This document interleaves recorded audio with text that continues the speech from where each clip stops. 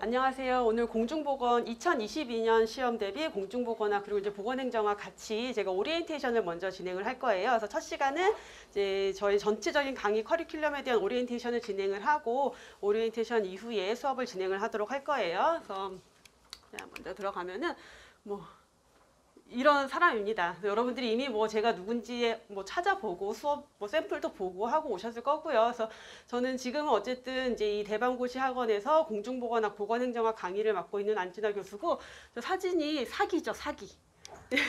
저는 마음에 드는데 남자 직원분들이 되게 싫어해요. 우리 원장님 이 사진 되게 싫어해요. 못됐게 나왔대. 그런가요? 근데 약간 평가가 여자들은 좀 좋아하는데 남자들이 싫어하더라고. 그래서 그냥 쓰고 있습니다. 이제 사기죠, 저거는.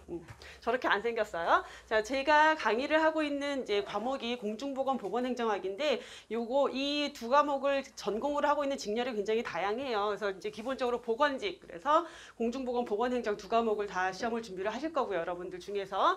의료기술직 같은 경우는 공중보건, 그다음에 생물을 들어가기 때문에 전공으로는 공중보건만 들어가고, 근데 이제 이 공중보건만 시험을 볼 때 조금 함정이 공중보건 시험 문제에 한 문제에서 두 문제 정도는 보건행정 문제가 나와요. 그럼 어떡하지? 저 보건행정 한 과목을 다 해야 되나? 그럴 순 없으니까 제가 공중보건 교재의 마지막에 보건행정을 좀 압축해서 넣어둔 게 있어요. 그래서 그걸로 이제 준비를 하게 될 거고요. 보건연구사 직렬이 있는데, 이제 보건연구사 같은 경우는 아마 여러분들도 좀 생소하게 보이시는 분들도 많을 건데, 이제 일반적으로 석사 이상 학생들을 대상으로 해서 시험을 보고 있고, 이제 연구직렬이에요. 그래서 공중보건이랑 보건행정이 의료기술직보다 좀 더 많이 들어가요. 그래서 연구사를 준비하시는 분들은 공중보건학이랑 보건행정학 중에서 1권을 붙여서 보건학이라는 이름으로 수강을 하고 시험을 보건학으로 보게 되고요. 그 밖에 방역직, 그 다음에 보건진료직, 보건복지부가 여기에 같이 해당이 되겠고, 그래서 공중보건, 보건행정 두 과목을 다 준비하시는 분들도 있고, 한 과목을 준비하시는 분들도 있지만, 사실은 한 과목을 준비해도 보건행정의 일부가 들어가야 된다. 근데 그거는 제가 수업 안에서 다 커버를 해드릴 거니까 크게 걱정 안 하셔도 됩니다. 여러분들한테 조금 이제 제가 모든 직렬을 대상으로 강의를 하다 보니까 그게 조금 이제 힘든 점이 있기도 하고, 여러분들이 힘든 점이 있기도 하고, 좋은 점이 있기도 해요. 그게 뭐가 있냐면, 보건연구사 같은 경우는 이제 6급, 7급에서 6급 정도 되는 급수의 연구직이기 때문에, 그러니까, 그리고 석사 이상이니까 시험 문제 난이도가 굉장히 높겠죠. 그래서 같은 이론 안에서 문제가 나오는데 아주 어렵게 나와요. 그에 비해서 보건직이라든가 기술직 같은 경우는 문제 난이도가 그렇게 어렵지 않아요. 그 다음에 7급 정도 올라가면은 또 복지부나 방역직 이렇게 7급 올라가면은 난이도가 높아지고요. 그래서 이 교재에 기본적으로 그 높은 난이도의 문제들을 베이스에 깔고 있어요. 근데 요즘 추세가 어떠냐면, 연구사 문제나 7급 문제에서 나왔던 좀 어려운 내용들을 기술직, 그다음에 보건직 시험 문제에 갖다 써요. 그래서 여러분들이 결국은 우리가 시험을 준비할 때 만점을 받아야 된다라는 각오로 준비를 하셔야 되는데, 그러한 부분들을 다 커버할 수 있게끔 강의가 진행이 된다라는 걸 염두에 두시면 될 것 같고, 그만큼 공부할 때 좀 어려운 내용들이 있지만 그만큼 시험에 대한 완벽한 준비는 가능해질 것이다 라고 보시면 되겠죠. 이건 합격수기인데 여러분들이 아마 이제 합격수기 같은 거 많이 찾아보셨겠죠. 그래서 되게 정말 많은 합격수기가 있지만, 그 중에 제가 이렇게 눈에 보이는 걸 몇 개만 긁어서 제가 쓴 거 아니고 이제 학생분들이 써준 건데, 그냥 믿고 따르래요. 다 믿고 따르래요. 만점 받을 수 있다는 얘기. 믿고 따라라. 믿고 따라라. 뭐야, 교주야? 약간 그죠, 교주야? 이런 얘기가 드는데, 최근에 어떤 합격생이 이제 저희 만나서 우리 합격생 왔었어요. 찾아왔었는데 OT를 이렇게 보는데, 제가 OT를 하면서 그냥 믿고 따라오라고, 믿고 따라오면은 만점 받게 해드린다, 제가 이런 얘기를 막 했는데 그거 믿고 따라갔대요. 그리고 실제로 만점 받고 합격을 했다라고 저한테 얘기를 하셨는데, 이제 왜 그 많은 합격생들이 그냥 믿고 따라라 라는 얘기를 하느냐, 그런 것들에 대해서 제가 조금 저의 어필을 조금 해드린다면은, 우선 글씨 잘 안 보이죠, 여러분? 괜찮아요. 안 보여도 돼요. 여러분들이 공부해야 될 내용 아니니까 그냥 제 얘기 들으시면 되고, 우선은 제가 그 강사로서 가지고 있는 제일 큰 장점, 제가 다른 강사분들에 비해서 엄청 뛰어나고 그런 사람은 아닌데, 제가 생각했을 때, 그리고 많은 수험생들이 느끼기에 제가 가지고 있는 제일 큰 장점은 어려운 거를 쉽게 설명하는 능력이 아주 뛰어나요. 공감해요, 안 해요? 공감하지? 제 수업을 들었던 분들은 아마 공감을 할 거예요. 그래서 정말 어려운 거 쉽게 설명하니까 쉬운 내용은 사실 누가 안 가르쳐줘도 여러분들이 다 혼자 할 수 있어요. 그런 거 독학으로 돼요. 근데 독학으로 절대 하기 어려운, 너무 어려운 내용이나 이해가 어려운 내용이나 계산이 어려운 내용들 같은 게 있을 때 제가 그런 부분들을 굉장히 쉽게 이해가 쏙쏙 되게 잘 가르쳐요. 그래서 대표적으로 제가 역학이라는 과목을 강의할 때 이제 역학을 수업을 듣는 학생들은 보건연구사 직렬인데 석사 과정에서 이미 역학 수업을 다 배웠어요, 대학원에서. 근데 저한테 역학 수업을 들으면서 이제야 이해가 된다. 대학원에서 교수님한테 배웠으면은 정말 쉽게 했을 텐데 라고 얘기를 할 정도로 제가 쉽게 설명하는 재능은 좀 가지고 있어요. 그래서 그게 제 수업을 듣는 여러분들한테 굉장히 큰 무기가 될 수 있을 거다 저는 생각을 해요. 왜냐하면 어려운 내용을 쉽게 이해를 하게 되면은 공부에 대해서 내가 투자해야 될 시간을 줄일 수가 있고 문제 푸는 능력이 높아질 수밖에 없겠죠. 자, 그래서 이제 쉬운 설명으로 여러분들이 자연스럽게 이해가 돼서 공부에 대한 양을 좀 줄여줄 수 있는 강의를 여러분들께 해드릴 거고, 그다음에 계속해서 반복해요.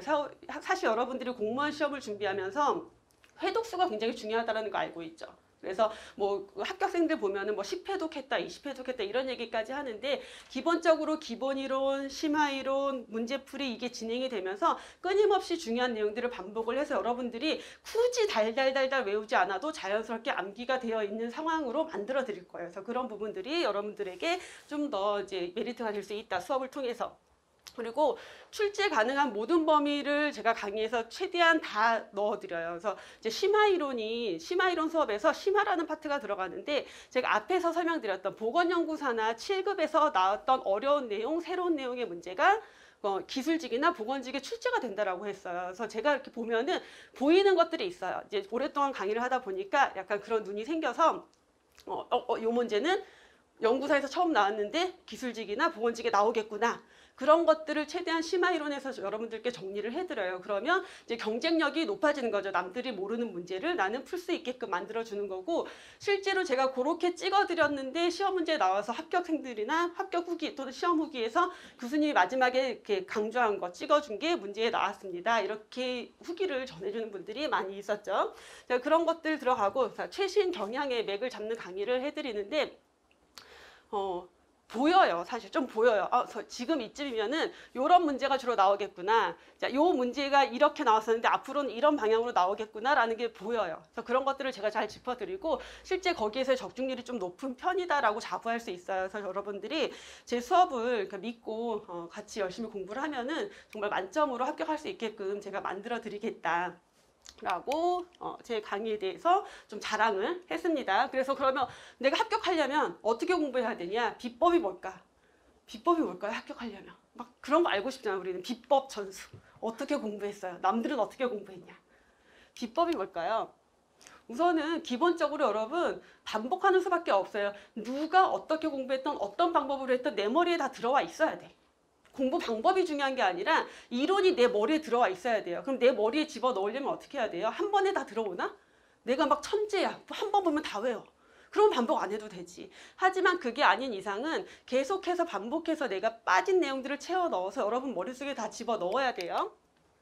자, 그리고 넣는다고 해서 무조건 다 문제를 푸냐? 이론은 아는데 문제를 못 푸는 학생들이 굉장히 많아요. 그건 뭐냐면 전체 흐름, 맥락을 이해 못하거나 출제자가 제시한 문제에 대해서 문제의 의도, 출제 의도를 이해 못하는 학생들이 굉장히 많아요. 그래서 여러분들이 전체적인 흐름, 맥락을 이해해야지 문제를 좀 더 쉽게 잘 풀 수 있다라는 거. 자, 그 다음에 마지막이 암기예요. 그래서 처음부터 막 이런 저런 것들을 다 외워야지 하고 들어갈 필요 없어요. 우선 반복하고 이해를 하다 보면은 어느 정도 내 머릿속에 다 들어가 있어요. 암기가 되어 있어요. 자연스럽게. 그 다음에 마지막 최종적으로 나오면 어쩔 수 없이 외워야 될 것들을 암기를 해야 된다. 그래서 이 과정이 가장 뭐예요? 가장 기본이에요. 그래서 합격할 수 있는 방법, 만점 받을 수 있는 방법은 기본에 충실하는 방법밖에 없어요. 어떤 요령을 통해서 내가 뭔가 노려보겠다. 그거는 요령일 뿐이고 요령은 그건 내게 아니에요. 그래서 여러분들이 순수한 노력으로 이렇게 충실하게 기본에 충실한 강의와 수업을 접목을 해야 된다라는 걸 강조를 드립니다. 그래서 이게 색깔이 글씨 많이 안 보이네요. 이제 전체적인 커리큘럼 인데 기초이론이 지난달 8월 달까지 진행이 됐어요. 그래서 기초이론에서는 가장 기본적인 개념들을 조금 잡았고요. 기본이론이 지금 이제 진행이 되는 강의가 기본이론 강의죠. 그래서 기본이론 강의에서는 이제 전체 내용을 다 여러분들이 학습하는 기간을 가질 거고, 그 이후에 심화이론, 그 다음에 단원별 문제, 심화이론까지가 이론에 대한 개념이 이론에 대한 정리가 끝나는 거고, 자, 이론에 대한 게 끝나면 이제 문제풀이로 단원별 기출문제, 그리고 모의고사 문제, 그리고 마지막 최종 마무리 파이널 특강까지 해서 전체 커리큘럼이 진행이 되고, 이렇게 하면은 한 5월 달 정도가 될 거예요. 지금이 9월이죠. 그래서 1년에 커리큘럼이 이렇게 진행이 된다라고 보시면 되고, 자, 기초 이론에서는 기초 개념을 다진 거고요. 자, 지금 우리가 기본 이론을 할 건데, 기본 이론은 9월에서 11월까지 한 10주 정도가 돼요. 그래서 사실 공중보건은 10주가 좀 넘어갈 거고, 보건행정은 10주가 좀 안 될 거예요. 그래서 두 개 이렇게 하면은 거의 한 10주 정도. 그래서 11월 초에 이제 이게 마무리가 될 거예요. 기본 이론에서는 제가 교재를 샅샅이 다 훑으면서 강의를 해요. 그래서 사실 제 수업에서 이제 불만으로 나오는 얘기 중에 하나가, 너무 다 읽어준다, 너무 다 모든 내용을 다 해준다, 어떻게 다 보냐, 그걸 다 외워야 되냐, 이런 불만을 얘기하시는 분들이 있는데, 그러면 저랑 수업이 안 맞으면 저는 정말 이렇게 듣지 마, 이런 개념이 아니라, 여러분들이 되게 귀중한 돈과 시간을 들여서 시험을 준비하는 거잖아요. 그럼 그 시간이 낭비가 되면 안 되고 돈이 낭비가 되면 안 되기 때문에, 혹시라도 제 수업이 나랑 안 맞는다라고 하면 빨리 그 강의를 바꾸시는 게 저는 좋다고 생각을 해요. 근데 안 맞진 않는다, 그냥 들을만 하다라면은 그냥 믿고 따라오시라고 저는 말씀을 드리고 싶어요. 왜냐하면 제가 왜 모든 내용을 1부터 100까지 다 하느냐, 다 시험 문제 나올 수 있기 때문에 그런 거예요. 우리가 80점만 맞으면 합격, 그러면 굳이 그렇게 할 필요 없어요. 그냥 정말 핵심만 딱 정리해서 우리가 꼭 나올 것들만 찝어서 하면 돼요. 근데 여러분들은 몇 점 맞아야 돼요? 100점 맞아야 돼요. 왜 100점 맞아야 돼요? 합격선이 100점인가? 그건 아니지만 뭐예요? 생물이랑 공중보건 뭐가 더 어려울까요? 생물이 더 어려워요. 법규가 더 어려워요. 자, 국어, 영어, 한국사 더 어려워요. 공중보건보다. 공중보건, 보건행정보다. 그럼 어떻게 해야 돼요?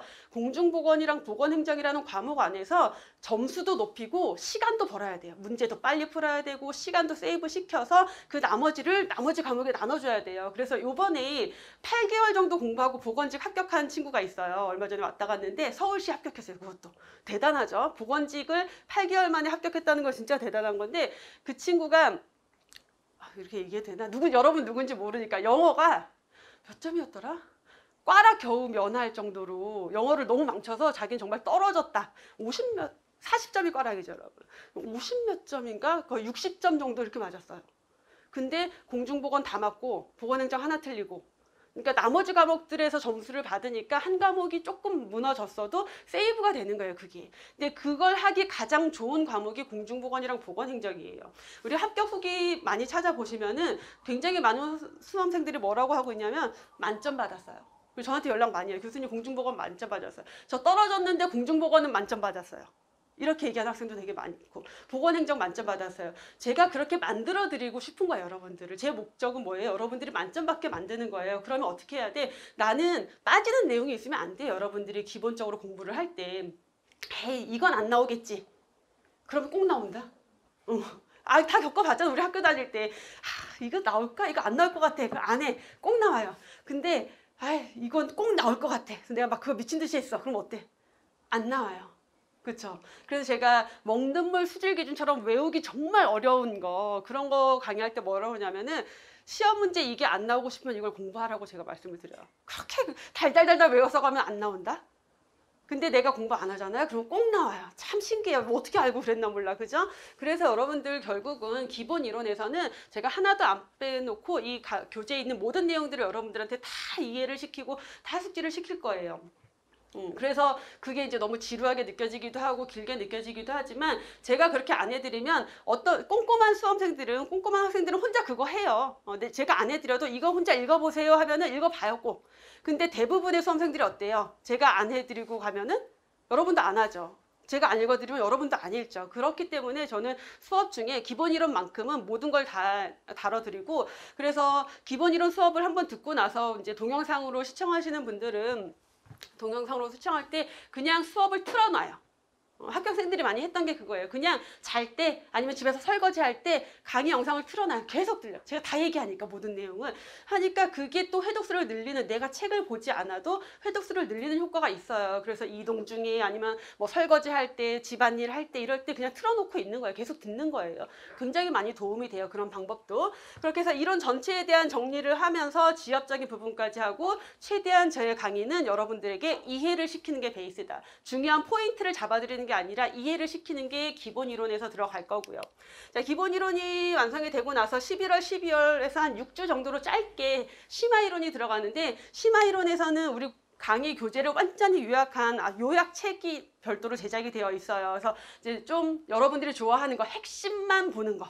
그래서 이거는 꼭 나와 라고 할 수 있는 핵심을 제가 이제 요약을 해서 정리를 해드리는 내용이 있어요. 그거 플러스 보건연구사라던가 7급, 뭐 보건복지부 7급이나 이런 데서 나왔던 어려운 내용들 중에서 우리 시험에 나올 가능성이 있다 싶은 것들을 같이 심화이론에서 정리를 해드릴 거예요. 이렇게 들어갈 거고, 그 다음에 교재가 여러분 총 3권으로 되어 있는데 마지막 3권째에 법규가 들어가 있어요. 공중보건도 그렇고 보건행정도 그렇고 법규가 있어요. 그래서 법규에 대한 해설이 여기 심화이론에서 들어가고, 기본이론에서는 법규 따로 정리 안 해드려요. 근데 사실 공중보건이랑 보건행정에서 제가 법규를 따로 해드릴 필요는 없는 내용이긴 해요. 왜냐하면 공중보건이랑 보건행정에 출제가 되는 법규의 내용들이 있는데 그 법규의 내용들은 기본서 안에 다 들어가 있어요. 기본서의 기본, 왜냐하면 중요한 이론으로 다 들어가 있기 때문에 그걸 굳이 법으로 따로 정리를 해드리진 않아도 돼요. 그걸로 다 충분히 되어서 법규를 따로 보지 않아도 된다. 다만 우리 기술직 같은 경우는 시험 과목의 법규가 따로 있죠. 그럼 이제 그 법규 과목을 준비하실, 거기서 더 디테일하게 준비를 하셔야 되는 건데, 이제 여러분들이 그래도 법에 가끔 가다가 법에서 어떤 생뚱맞은 문제가 나올 경우들도 있고, 그래서 그냥 한번 정리 차원에서 마무리, 그냥 정리만 한번 해드리는 수업이 여기서 같이 들어갈 거예요. 자, 그다음 단원별 문제풀이, 단원별 기출문제풀이가 1월, 2월, 3월 12주간 진행이 돼요. 좀 길죠. 그래서 이때는 이제 전 범위의 기출문제들을 다 정리를 하는데, 제가 기출문제를 연도별로 정리를 해둔 게 아니라 교재 이론 순서 그대로 기출문제가 진행이 돼요. 그러면 기출문제를 보면 정리를 하면서 이 이론에서 이 문제가 얼마나 자주 출제되고 있는지, 출제 빈도가 높은지 낮은지, 그 다음에 출제 빈도가 높더라도 옛날에는 이런 유형으로 출제가 됐는데 최근 들어서는 이 내용이 조금 더 깊이 있게 출제가 되고 있다던가, 이러한 경향을 여러분들이 보면서 파악할 수가 있고, 그 이론과 기출문제를 같이 정리를 하기 때문에 어떤 이론에서 어떤 유형으로 문제가 나온다라는 파악이 돼요. 그래서 그렇게 기본서 이론대로 기출문제를 보는 게 아마 여러분들께 굉장히 많이 도움이 될 거예요. 그래서 문제풀이랑 이론이 같이 여기서 정리가 될 거고, 그 다음에 실제 그래서 이 이론을 시험 문제에 출제가 됐을 때 어떻게 접목을 해야 되는지에 대한 부분이 중요하게 이제 여러분들이 터득해야 될 부분이고, 그 다음에 제가 또 많이 해드리는 게 뭐냐면 문제 푸는 요령. 모르는 문제가 나왔을 때 우리 다 모르잖아요. 이 기본적인 교재에 없는 막 법이나 어디 뭐 산업안전보건법이나 무슨 말도 안 되는 데서 문제가 나올 때가 있어요. 가끔씩. 그러면 나도 모르고 얘도 모르고 다 몰라요. 내가 공부를 충분히 했는데 저는 처음 보는 게 나왔다? 모두가 모르는 거예요. 그럴 때 어떻게 문제를 접근을 해서 풀어야 되느냐라는 걸 조금 제가 훈련을 시켜드릴 거예요. 그게 100% 정답을 보장하진 않지만 정답률을 높이는 방법이 돼요. 그래서 실제로 기술직, 서울시에서 기술직 시험 보고 학생이 전화가 왔어요. 그래서 교수님 모르는 문제 하나 나왔는데 교수님이 이렇게 얘기해 준 거 그 목소리가 생각이 나서 이렇게 풀어서 맞았어요 라고 연락이 와요. 그 문제 푸는 요령도 사실 굉장히 중요해서 그런 요령도 제가 열심히 여러분들께 알려드릴 거고, 그 다음에 별로 어렵지 않은 문제인데 틀리는 학생들이 있어요. 생각보다. 근데 그건 뭐냐면 되게 쉬운 내용인데 출제자가 요구하는 답이 뭔지를 못 찾는 거예요. 그래서 사실 이 그 공무원 시험에서 되게 중요한 것 중에 하나가 출제자의 의도 파악이거든요. 공개되는 과목은 사실 그런 유형이 좀 적어요. 왜냐하면 논란의 소지가 있으니까. 이거 이렇게 생각할 수도 있잖아요 했을 때 논란의 소지가 있는데, 우리가 공부하는 공중보건, 보건행정, 보건학 이런 과목들은 뭐예요? 비공개예요, 시험이. 그러니까 문제가 이상한데 그 문제를 정확하게 문장에 토시 하나 안 빼놓고 기억하는 사람은 없어요. 그러니까 그거에 대해서 이의 제기를 하기가, 정말 심플한 문제가 오류가 있었던 경우가 아니고서는 이의 제기하는 것 자체가 어려워요. 그러면 애매하다, 논란의 소지가 있다라고 했을 때 여러분들은 뭘 해야 되냐면 출제자가 원하는 답이 뭔지를 찾아 드려야 돼요. 원하시잖아. 내가 찾아드려야 나는 5점 한 문제를 더 맞추는 거고 점수가 올라가는 거예요. 그래서 여기에서 이 전체 맥락에서 이 전체 흐름상 출제자가 의도하는 거는 A일 수도 있지만 B일 가능성이 높다. 이런 것들에 대한 훈련을 문제풀이 수업에서 제가 충분히 시켜드릴 거고, 그게 실제 여러분들 시험에 도움이 굉장히 많이 될 거예요. 왜냐하면 그런 문제가 생각보다 많아요. 논란의 소지가 많은 것들. 자, 그리고 이제 4월에 4주 동안 실전 모의고사가 들어갈 거예요. 그래서 이때는 실제 시험처럼 똑같이 시험지 만들고 제가 수업 직전에 문제 나눠드리고 초수 그거 시간 재고 문제 풀고 정답 맞추고 하면서 실전 연습을 할 거예요. 그래서 요 모의고사가 또 실제 시험 준비하는 데 굉장히 도움이 많이 되고, 모의고사 같은 경우는 이제서 실제 시험에 대한 연습도 하고 출제자 의도 파악하는, 그래서 제가 출제자잖아요. 여러분들이 제 의도를 파악하고 문제를 풀어야 되는 거예요. 그런 연습을 같이 할 거고, 새로운 유형의 문제도 여기서 제가 드릴 거예요. 그 새로운 유형의 문제가 나온다라는 보장은 없지만 그렇게 모르는 내용이 나왔을 때 어떻게 접근해야 되는지 이런 것들을 훈련을 같이 시켜드릴 거고요. 시간 관리, 그래서 공중보건이랑 보건행정 같은 경우는 한 5분 안에 문제 푸셔야 돼요. 가능해? 가능해요. 문제 난이도가 그 해 갑자기 확 올라가지 않는 한 길어야 10분이에요. 10분 안 넘어가요. 보통 5분에서 7분 사이에 문제 풀고, 그럼 그 나머지 시간을 어떻게 영어 문제 푸는데, 국어 문제 푸는데 줘야 돼요. 그래서 공중보건이랑 보건행정은 이거 시험 잘 봐야 돼 수준이 아니라 내가 이걸 가지고 밑에 베이스를 깔고 나머지를 채워서 합격해야 되는 가장 베이스가 되는 과목이다라고 생각을 하고 접근을 하셔야 되겠고요. 자, 마지막 파이널 특강은 5월 달에 진행이 될 건데 2주라고 되어 있긴 한데 아마 한 주에 뭐 한 이제 8시간, 6시간에서 8시간 정도 하루 특강으로 쭉 진행을 할까요? 과목별로. 그렇게 해서 전범위에 대해서 다시 한번 요약 정리하면서 요건 꼭 봐라. 이제 제가 찍어주는 요런 시험 문제 나올 가능성이 있는 요건 꼭 봐라. 요런 문제들 좀 찍어 드릴 거고, 요렇게 하면은 이제 여러분들이 시험이 코앞에 닥치게 되겠죠. 그럼 5월 달에 끝나고 5월 달에 2주하고 그 다음은 뭐 해요? 없어요. 그럼 뭐 해야 돼요? 내가 혼자 공부해야 되겠죠. 그동안 공부한 거 정리하고 시험에 대한 차분한 준비를 진행을 하면 되겠습니다. 그래서 전체 커리큘럼은 이렇게 진행이 될 거고요. 자, 지금 여러분은 무슨 생각을 하면서 오늘 첫 수업을 들으러 왔어요? 이제 내가 공무원 시험을 봐봐야겠어, 준비해야겠어, 학원을 쭉 서치를 하고 학원을 등록을 하고 이제 수업을 딱 왔어요. 여러분의 목표는 뭐예요? 목표가 뭐예요? 지금 목표가 뭐야? 오늘 시작해서 단기에 합격해야겠다 라는 생각을 하는 사람도 있을 거예요. 나는 지금 시작하는 사람은 목표가, 나는 바로 앞에 내가 볼 시험에 합격하는 게 목표예요. 안 그래요? 나는 지금 시작하는데 저는 한 2년 보고 왔어요. 이런 생각 하는 사람도 있긴 있지. 버리세요. 시험은 무조건 내가 당장 볼 시험에 합격한다라는 목표는 가지고 하세요. 안 되면 그 다음에 다시 준비하면 돼요. 처음부터 내가 길게 잡아버리면은, 내가 2년이다라고 잡아버리면은 내가 하는 공부가 늘어져요.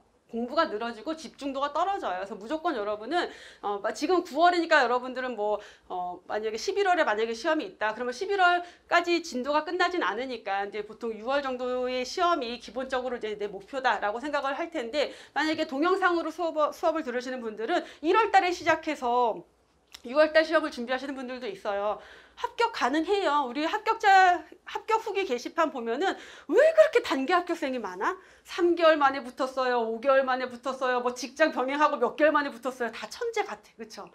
아니에요. 우리랑 다 똑같은 사람들인데 똑같아요. 거의 대부분 학생들이 똑같은데 그게 큰 차이가 나서 그런 건 아니에요. 얼마나 그 기간 동안 집중을 했냐라는 거고, 정말 이 단기에 합격하겠다라는 자신감을 가지고 공부를 한 친구들인 거예요.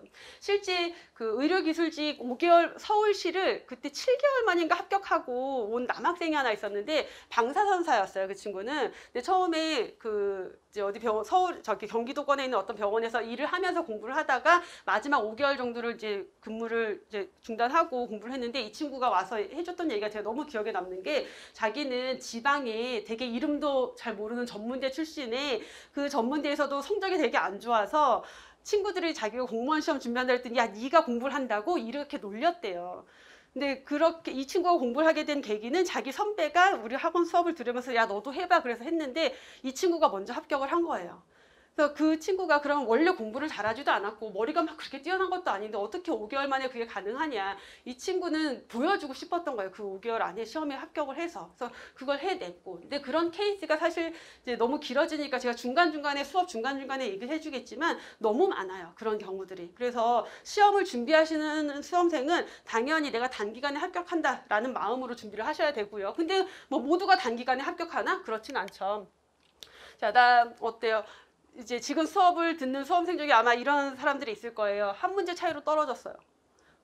정말 많아요. 근데 거의 다 한 문제 차이로 떨어져요. 그래서 한 문제 차이가 되게 아까운 건 아니에요, 사실. 그 사이에 되게 많아요, 점수 차이가. 그래서 내 다음 시험에는 합격할 수 있을 것 같아. 왜? 한 문제 차이로 떨어졌으니까 내가 한 문제만 더 맞으면 붙을 것 같거든요. 맞아요. 붙을 수 있어요. 그래서 내가 만약에 그 실제 합격선이랑 얼토당토하는 점수로 떨어졌다라면 난 공부를 정말 안 한 거예요. 그러면은 다시 처음이다라는 마음으로 공부를 해야 되는 거고, 내가 정말 아깝게 떨어졌다라면은 나는 이미 공부를 충분히 해서 합격 가능선에 올라와 있다라는 거예요. 그러면 내가 다음번에 진짜 합격할 수 있다라고 믿고 공부하셔도 돼요. 그럴 수 있고, 당연히. 수험생활 3년 차. 합격할 수 있을까지 이렇게 되는 거죠. 3년 넘어가면은. 합격 후기 게시판 보면 어때요? 다 1년 만에 붙었어요. 3개월 만에 붙었어요. 6개월 만에 붙었어요. 남들은 다 저렇게 붙는데 나만 이상한 건가? 이런 생각을 하는 수험생이 정말 많아요. 근데 사실 비율로 따져보면은 이렇게 단기간에 합격하는 학생들보다 2년이나 3년 만에 합격하는 학생이 훨씬 많아요. 근데 왜 합격 수기는 단기 합격 수기만 올라오냐? 여러분 생각해보세요. 내가 6개월 만에 붙었어. 얼마나 자랑스러워. 할 말이 얼마나 많겠어. 나 이렇게 공부해서 나 이렇게 붙었어요. 자랑하고 싶은 거예요. 근데 3년 동안 공부를 쭉 하다 보면은 지쳐요. 늘어져요. 막 초집중이 안 돼. 그러다 보면은 합격하고 난 다음에 최근에 3년 만에 합격한 이제 연구사 3년 만에 합격한 친구가 있었는데 합격 수기 좀 써. 그랬더니 이 친구가 뭐라 그러냐면 근데 교수님 저는 딱히 쓸 게 없어요. 그러니까 이 친구 같은 경우는 공부하는 스타일 자체가 막 몰아서 엄청 집중해서가 아니라 그냥 내가 할 수 있는 만큼을 그냥 꾸준하게 해왔던 거예요. 꾸준하게. 그랬더니 시간이 지나면서 그 정도 경지에 올라와서 합격하게 된 거고, 그 친구 말고도 최근에 의료기술직 이제 2군데, 경기도에 2군데나 경기도 11월 달에 합격하고, 2020년 11월에 합격하고 2021년 뭐 2월에 또 합격하고 그래서 골라간 친구가 있어요. 근데 그 친구가 3년 공부한 친구예요. 처음에 막 그래서 이 친구가 1년 차 때는 점수가 안 돼서 떨어졌고 2년 차 때는 필기 붙었는데 면접에서 떨어졌고 그다음에 이제 3년 차 정도 되니까 이 친구가 뭐라 그러냐면은 교수님 이제 3년 차 되니까 시험 보러 갔더니 그래 출제자 당신이 원하는 게 이거구나. 그럼 답이 이거지. 이게 다 보이더래요. 이 친구가.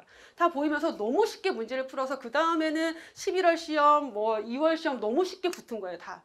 그래서 면접까지 다 보고 2군데 면접까지 다 합격하고 골라서 어디로 갈까 해서 면접관이 분위기가 좋았던 데로 이 친구는 갔어요.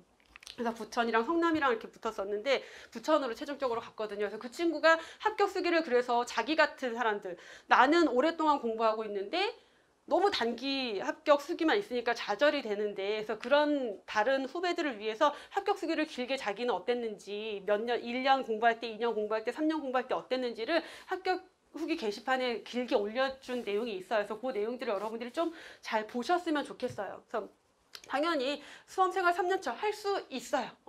되게 많아요. 근데 꾸준히 내가 열심히만 하면 된다라는 거여서 누구든지 합격할 수 있는데 자 6개월 만에 합격한 사람, 뭐 2년 만에, 3년 만에 합격한 사람 너무 차이 나는 거 아니야? 어떨 것 같아요? 공부할 때는 그게 너무 큰 차이지만 여러분 합격 딱 하고 나잖아요? 아무것도 아니에요. 여러분 대학 들어갔을 때 나는 바로 들어왔고 내 동기는 뭐 삼수에서 들어왔어. 큰 차이 있어요? 우리 삶에? 없어요. 지금 당장 공부할 때 1, 2년은 굉장히 큰 차이가 있지만 합격하고 난 다음에 공무원으로서 일상은 훨씬 더 긴 시간이기 때문에 내 수험 기간이 얼마가 되는 게 중요한 건 아니에요. 다만 여러분들이 가능하면 짧게 하는 게 좋죠. 돈도 아끼고 시간도 아끼고 나의 에너지도 아끼고 더 빨리 행복한 삶으로 가기 위한 거니까. 자, 제일 힘든 게 이거죠. 멘탈.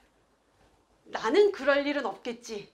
저는 제가 처음 강의할 때 제일 힘들었던 순간이 지금도 명확하게 기억나는데 필기에 합격한 수험생이 면접에서 떨어졌다고 다시 수업을 들어왔어요. 근데 제가 그 친구 눈을 못 보겠는 거예요. 너무 마음이 아파서. 근데 이제는 마음 안 아파요. 왜냐하면 면접에서 떨어진 친구는 결국은 붙어요. 근데 어떻게 가냐, 어디로 가냐, 제일 좋은 데로 가요. 다 그랬어요. 면접에서 떨어진 경험을 했던 친구들은. 자, 면접은 사실 누구나 떨어질 수 있어요. 내가 특별히 문제가 있어서 떨어지는 경우가 아니에요. 아니, 면접 보는데 거기서 뭐 이상한 뻘소리 할 사람이 누가 있어요. 다 가장 베스트한 대답을 하고 거기서 지식을 측정하려고 하는 게 아니라 뭐 인품을 본다고 하는데 그 몇 분 동안 내 인품을 얼마나 확인을 할 거예요. 그쵸? 그래서 지역별로 보면은 이제 성적 순으로 그냥 자르는 데가 좀 더 많고, 경기도 같은 경우는 또 성적 없이 블라인드로 하는데 진짜 그러더라고요.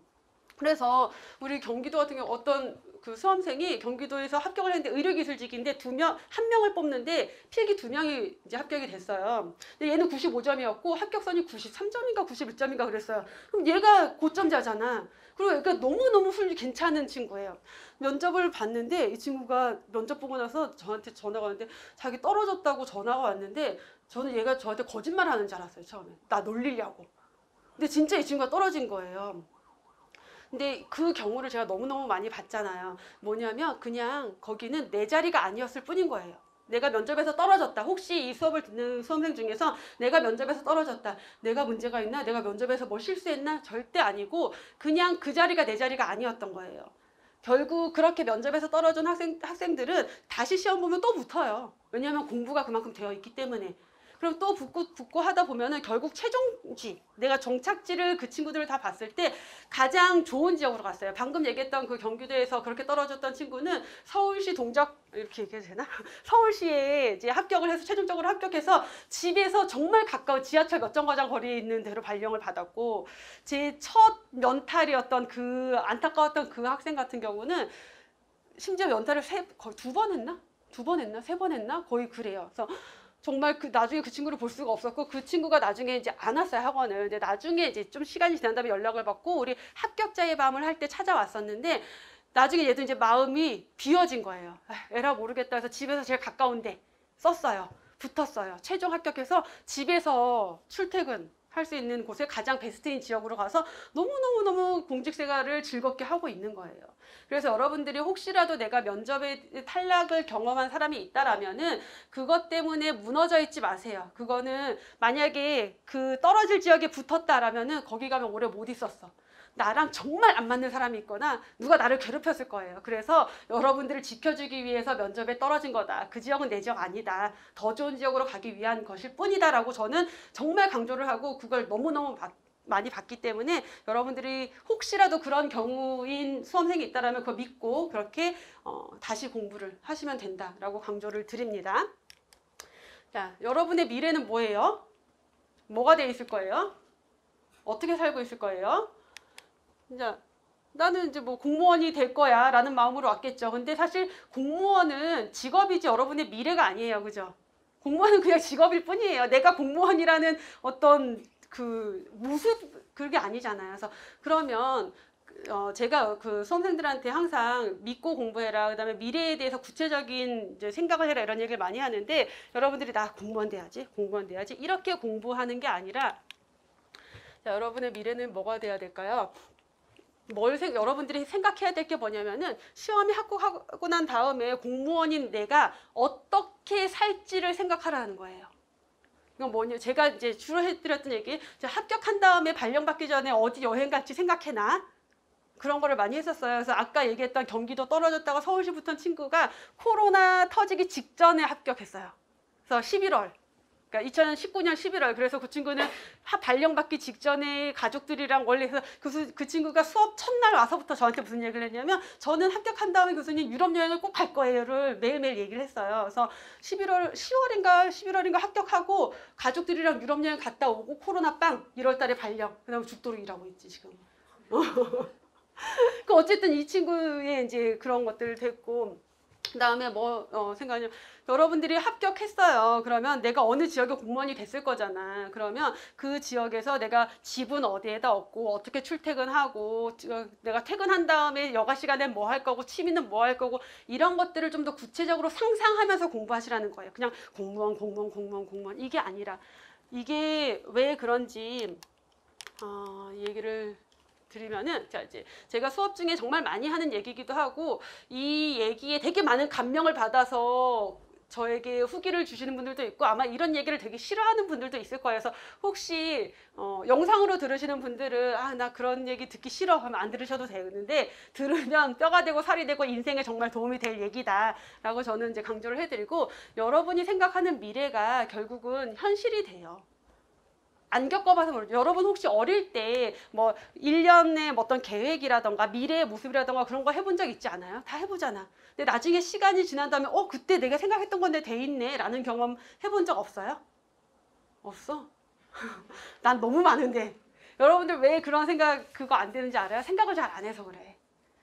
여러분 생각이 얼마나 중요하냐면, 내가 나중에 난 나중에 공무원이 된 다음에 요런 계획을 이렇게 쭉 세우잖아요. 나중에 공무원이 되고 나서 그걸 하는 나를 발견하는 순간이 와요. 얼마나 행복해져요. 그래서 내가 생각하는 미래가 굉장히 중요해요. 이거는 공무원뿐만이 아니라 여러분들이 살면서 예를 들면 저는 제가 32살 때 이제 결혼을 친구들은 다 했는데 저는 못했으니까 그때 저는 뭐라 그러냐면은 아주 능력 있고 안정적인 남자 만나서 일주일에 한 이틀 정도 강의하면서 취미생활하고 살고 싶어. 그러니까 이게 저의 미래에 대한 이제 저의 머릿속에 들어와 있는 저의 미래 모습이었어요. 항상 그렇게 얘기를 했는데 되게 늦게 결혼했는데 어느 날 결혼하고 나서 돌이켜봤더니 딱 그런 남자를 만나서 딱 그렇게 살고 있는 거예요. 그때 돈 많은 남자라고 했어야 되는데 그냥 능력 있고 안정적이라 했지, 정말 능력 있고 안정적이기만 한 남자를 만나서 일주일에 저는 이제 하루 이틀 정도 강의를 하고 물론 강의 준비하는 시간도 있지만 취미생활도 하면서 살고 있는 거예요. 그거 말고도 뭐 하고 싶어요 그런 경험들을 정말 많이 했어요, 제가 실제로. 그래서 많은 이제 후배들한테 그런 얘기를 해주고 실제 그거를 해보고 똑같은 느낌을 받고 저한테 얘기를 해주시는 분들이 많고, 특히 합격생들, 우리 합격생들은 저 다 찾아오거든요. 다는 아니지만 꽤 많은 수험생들이 합격하면은 교수님 찾아가야지가 목표예요. 하나의 목표. 그걸 그려요, 많은 학생들이. 그리고 와서 하나같이 그 얘기를 해요.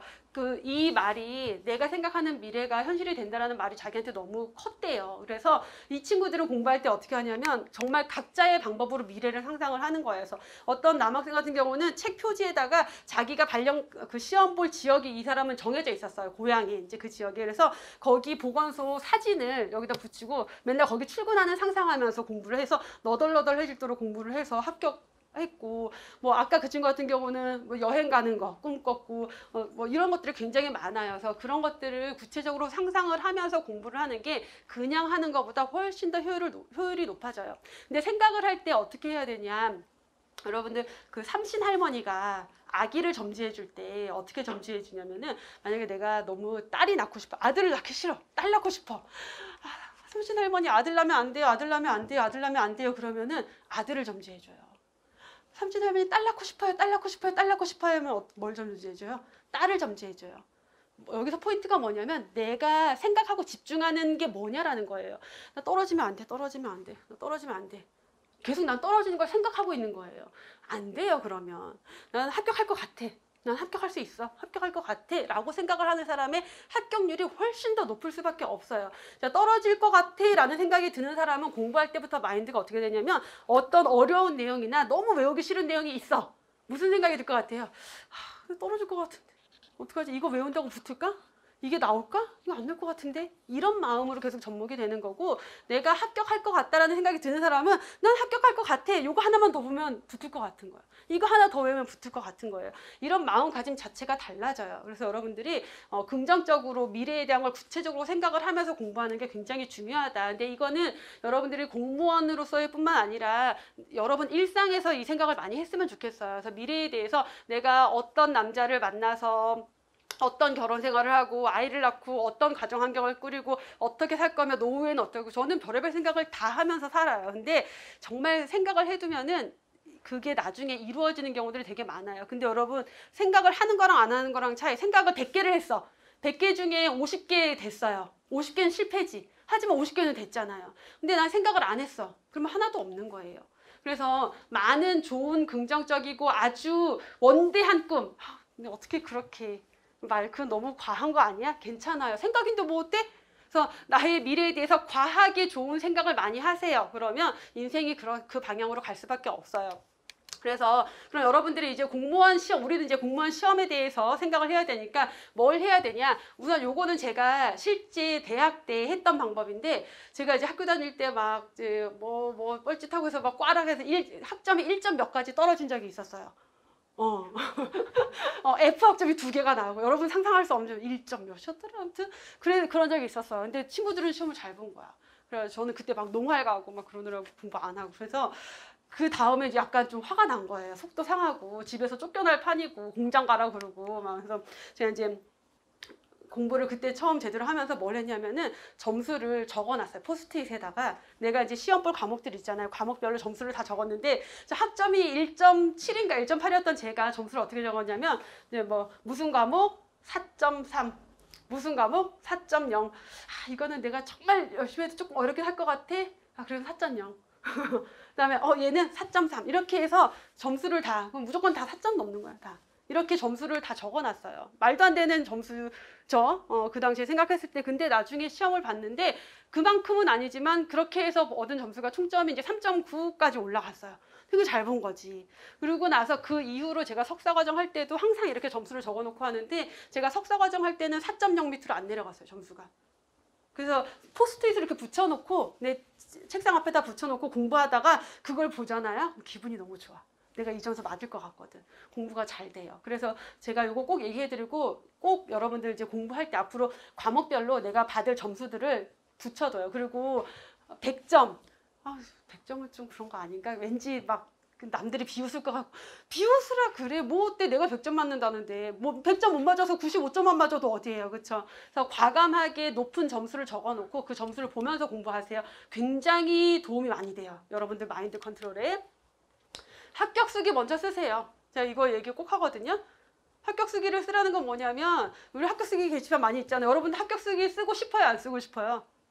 더 쓰고 싶지. 나도 합격한 다음에 자랑하고 싶잖아요. 그러면 내가 몇 개월 동안 공부해서, 내가 이제 목표한 시험이 있을 테니까 몇 개월 동안 공부해서 어떻게 공부를 했고 나는 어떻게 합격했다를 수기를 미리 써두세요. 그 다음에 나중에 합격한 다음에 쓰려면 귀찮아, 사실. 그때 올리세요. 그러면 되잖아. 근데 이게 왜 그러냐면은, 내 미래를, 내가 공부하는 모습을 구체적으로 내가 상상을 해보는 거예요. 그리고 어떻게 공부하겠다라는 계획이 되는 거고, 그게 나에게 결국은 합격으로 간다라는 걸 내가 믿으면서 공부를 할 수 있게 만들어줄 거예요. 자, 구체적으로 상상해라. 아까 제가 한번 얘기했던 건데, 그냥 단순히 합격을 생각하라는 게 아니라 합격 이후의 삶에 대해서 조금 더 구체적으로 생각을 해서 여러분들의 미래를 설계를 하면은, 그냥 이 여러분들이 공무원 시험을 준비하고 합격하고 공무원으로 발령받는 거는 그 길, 여러분이 원하는 행복한 어떤 인생의 길로 가는 과정일 뿐이에요. 그 과정이 조금 길어지냐 짧아지냐의 문제지, 과정일 뿐이기 때문에 여러분들이 구체적인 미래에 대해서 상상을 하면서 공부를 하면은 공부가 훨씬 더 재밌을 거다라는 저는 확신을 하고, 그게 도움이 많이 될 거다라고 생각을 해요. 그래서 제가 이제 합격생들이 찾아온다는 얘기를 많이 드렸는데, 여기 학원 앞에 이제 괜찮은 식당이 빕스가 하나가 있어요. 빕스가 거의 다 없어진 것 같지만 여기 하나가 유일하게 있어요. 근데 이게 제가 처음 강의할 때, 우리 이제 학원 되게 조그말 때, 저도 처음 강의할 때 실강생도 얼마 없었어요. 근데 첫 수업을 듣고 합격한 학생들이 있었어요. 근데 그 합격한 친구가 뭐라 그러냐면, 그 당시에 자습실이 이쪽 벽을 보고 있어서 자습실에서 고개를 딱 들면 빕스가 보이는 거야. 그래서 이 수험생들이 우리 합격하면 꼭 빕스 가자라고 둘이 얘기하면서 공부를 했대요. 그래서 그 친구들이 너무 기쁘니까 제가 데리고 가서 빕스 가서 같이 밥을 먹고 하면서 이제 이 얘기가 계속 전해져서, 우리 수험생들이 저를 찾아오면 이제 저는 이제 빕스에 항상 데려가요.